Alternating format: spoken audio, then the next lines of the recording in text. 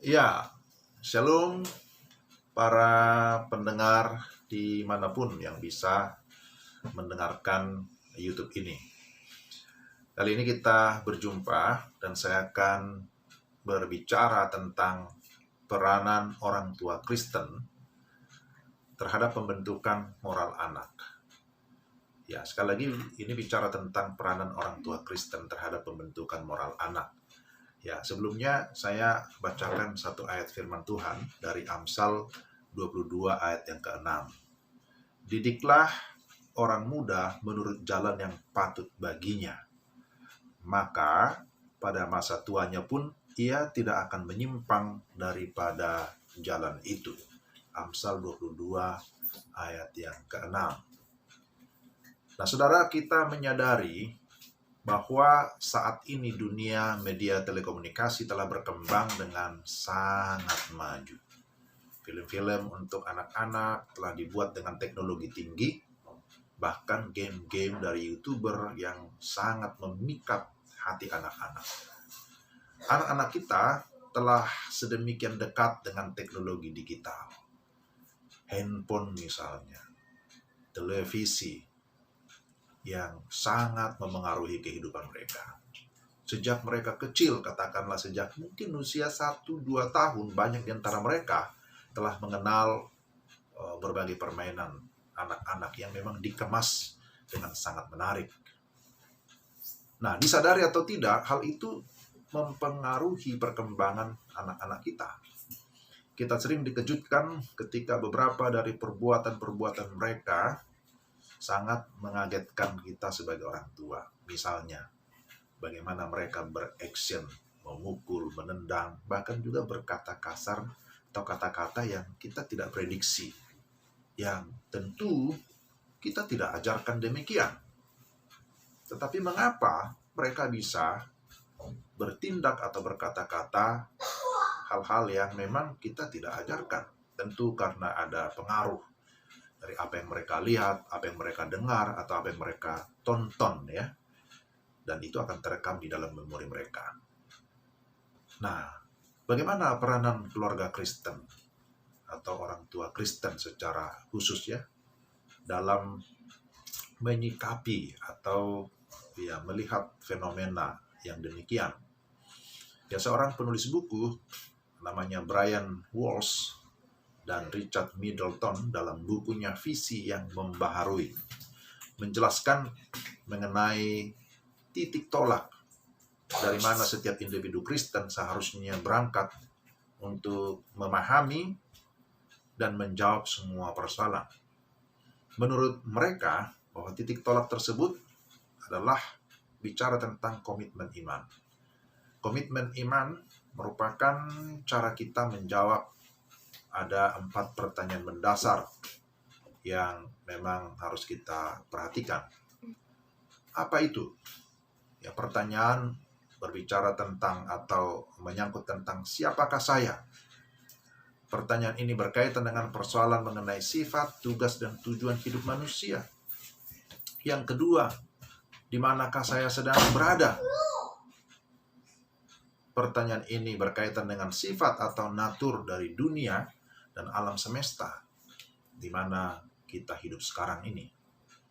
Lalu yang ketiga, apakah yang salah? Pertanyaan ini berkaitan dengan masalah atau rintangan dasar yang menghalangi kita dalam mencapai sesuatu. Juga berhubungan dengan bagaimana kita memahami masalah kejahatan yang ada. Dan yang keempat, apakah jalan keluarnya? Pertanyaan ini berkaitan dengan bagaimana kita dapat mengatasi rintangan tersebut. Hal ini juga berhubungan dengan bagaimana kita menemukan keselamatan. Jadi, ini adalah pertanyaan mendasar yang sebenarnya mengarahkan kita atau membawa kita kepada cara pandang Kristen. Nah, berdasarkan komitmen iman, hendaklah keluarga Kristen berangkat dari 4 pertanyaan mendasar tadi untuk menjawab persoalan yang ada di dalam masyarakat dan keluarga. Nah, komitmen iman tersebut berakar pada Yesus Kristus yang adalah jalan dan kebenaran dan hidup. Hal tersebut harus kita pelajari agar sebagai orang tua maupun pendidik Kristen tidak jatuh kepada cara pandang yang bertentangan dengan Alkitab. Suatu cara pandang Kristen memiliki koherensi internal, ya. Cara pandang Kristen selalu konsisten dengan komitmen imannya. Apabila tidak, ia tidak memiliki integritas. Bagaimana kita orang Kristen? Kriteria tertinggi untuk menilai cara pandang kita adalah Alkitab. Alkitab adalah wahyu Allah tentang realita. Cara pandang Kristen itu dimulai dari penciptaan, kejatuhan, penebusan, dan akhirnya pemuliaan. Jadi ada 4 hal yang harus kita perhatikan, ya. Bagaimana kita mendidik anak-anak kita menurut cara pandang yang alkitabiah. Ada penciptaan, kejatuhan manusia ke dalam dosa, kemudian penebusan di dalam Kristus, dan akhirnya bicara tentang pemuliaan. Nah, saudara, tugas orang tua Kristen ya tentu pertama-tama adalah mendidik anaknya di dalam keluarga.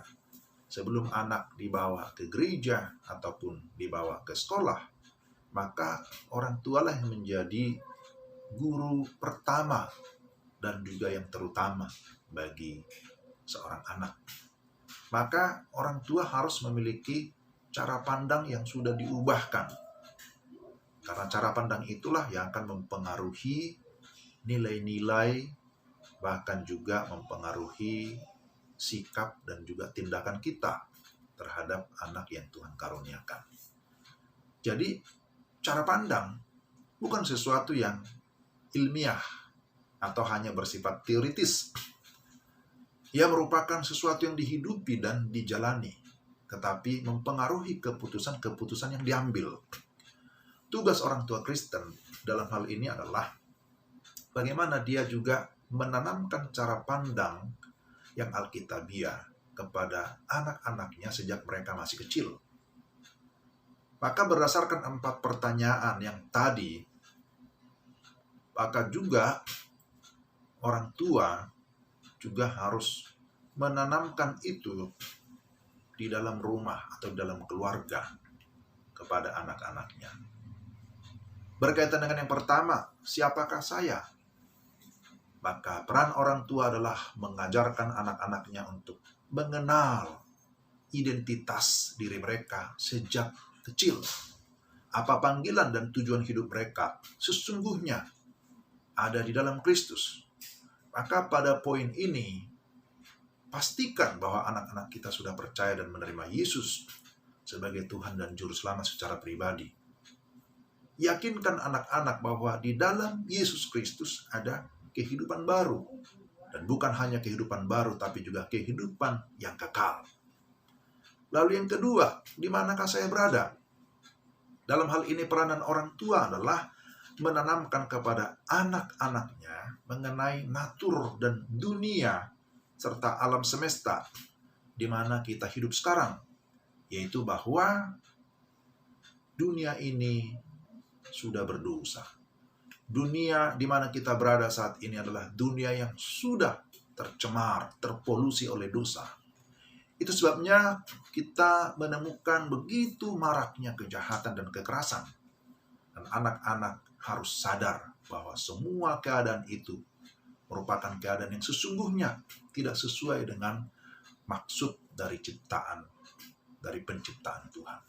Dan yang ketiga, apakah yang salah? Peran orang tua adalah memberikan pengertian kepada anak-anak mengenai apa yang sesungguhnya menjadi masalah atau rintangan mendasar yang mengganggu atau menghalangi anak-anak kita dalam mencapai sesuatu. Kejahatan tidak boleh menjadi alat untuk mencapai tujuan-tujuan kita. Itu harus ditanamkan sejak awal. Tidak boleh kompromi dengan dosa. Anak harus memahami bahwa apa yang ia capai dan bagaimana ia mencapainya haruslah dengan cara yang benar dan memuliakan Tuhan. Dan yang keempat, apakah jalan keluarnya? Dalam hal ini peran orang tua adalah membukakan kepada anak-anak sejak kecil bahwa jalan keluar sesungguhnya atas semua permasalahan yang kita hadapi adalah penebusan Kristus yang telah memperbarui dunia ini dan mengarahkannya kepada tujuan akhirnya kelak yang bersifat eskatologis, itu kepada pemuliaan, kepada penyempurnaan demi penyempurnaan.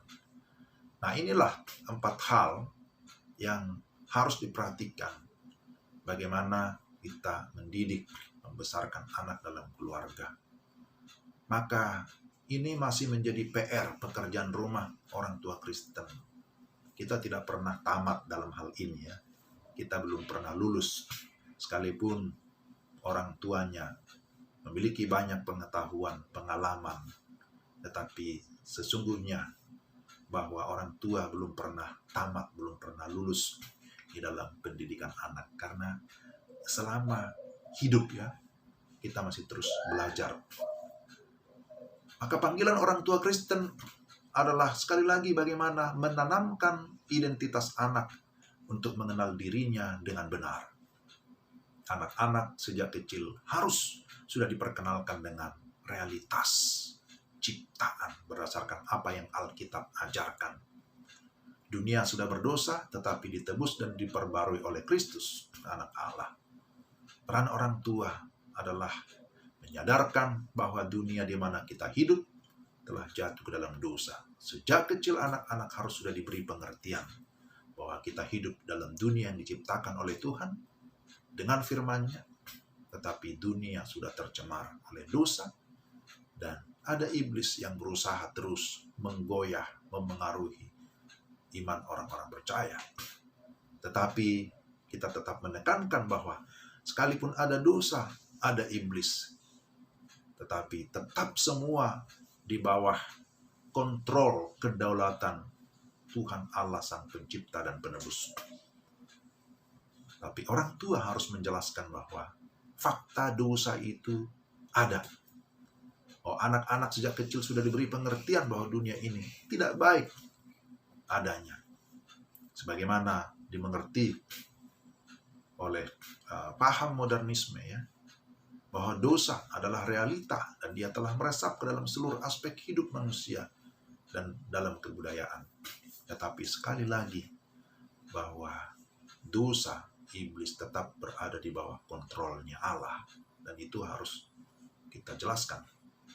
Dan penebusan Kristus itulah merupakan pengharapan kita ya, bahwa anak-anak harus dibukakan bahwa kematian dan kebangkitan Kristus telah memberikan kita pengharapan. Sehingga sekalipun dosa dan kejahatan terus-menerus terjadi, tapi mereka memahami bahwa semua itu kelak akan berakhir pada saat kedatangan Kristus kembali. Maka tugas semua orang Kristen, baik orang tua maupun anak-anak adalah menggenapinya pada saat ini menurut apa yang menjadi panggilan mereka masing-masing. Sebagai kesimpulan bahwa peranan orang tua sangat penting dalam mendidik anak-anaknya untuk menjadi anak-anak yang dapat mempermuliakan Tuhan dalam segala aspek kehidupan. Sungguh suatu sukacita Tuhan telah menganugerahkan kepada kita, kepada para orang tua dan juga para pendidik Kristen untuk mendidik anak agar mereka memiliki pengenalan akan Tuhan, agar mereka memiliki kerohanian dan moral yang baik yang sesuai dengan firman Tuhan. Dan biarlah setiap kita, para orang tua dan pendidik Kristen, terus tetap setia dan taat kepada kebenaran firman Tuhan di dalam melakukan tugas panggilan yang Tuhan percayakan kepada kita. Tuhan memberkati kita dan kiranya Tuhan memakai kita menjadi alat di tangannya. Amin.